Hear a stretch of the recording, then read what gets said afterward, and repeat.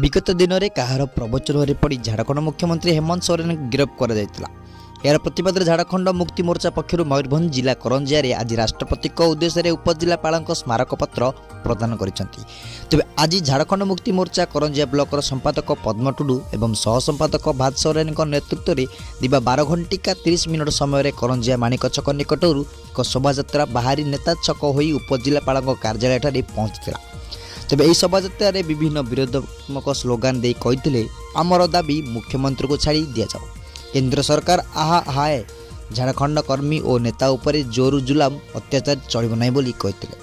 पर उपजिलापाल कार्यालय सम्मुख में प्रतिवाद करते उपजिलापाल कार्यालय अनुपस्थित थिबारु सहकारी जिलापाल निहार रंजन सेठी को राष्ट्रपति उद्देश्य एक स्मारक पत्र प्रदान करते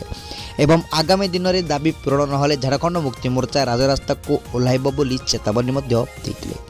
तेबे यही शोभा शताधिक झारखंड मुक्ति मोर्चार कर्मी मैंने सामिल होइतिबार देखा मिलता। श्रीरंगपुर श्यामलंदु प्रणय रिपोर्ट दिग्दर्शन न्यूज।